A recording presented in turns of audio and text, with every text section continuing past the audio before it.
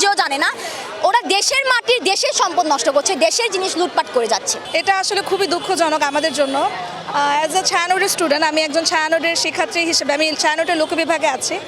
ছায়ানট ছাড়াও আমরা যারা বাঙালি আছি, এটা আমাদের সবার জন্যই খুবই দুঃখজনক, কারণ সংস্কৃতি মানে বাংলা মানে আমাদের সংস্কৃতি। তো সংস্কৃতির উপরে যে হামলাটা হয়েছে এটা আমাদের সবার জন্য খুবই দুঃখজনক। আমরা আসলে মন থেকে অনেক বেশি শোকাহত এটা যেটা হয়েছে। বাংলার সংস্কৃতিকে, বাংলার ঐতিহ্য, বাংলার সাহিত্যকে ওরা অপমান করছে। সো এটার কি বলবো, এইটার উত্তরটা এখনো বলা যাচ্ছে না। কজ গোয়েন্দারা যারা এখানে কাজ করছে, যারা সোর্স বের করছে, তা নিয়ে এখনো বলা যাচ্ছে না যে আসলে কি কেন করলো ওরা।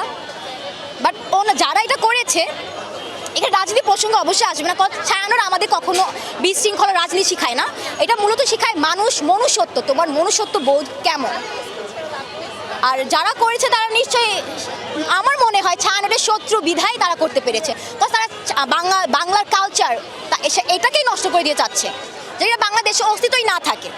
তারা আসলে কি চায় তারা নিজেও জানে না। ওরা দেশের মাটির দেশের সম্পদ নষ্ট করছে, দেশের জিনিস লুটপাট করে যাচ্ছে।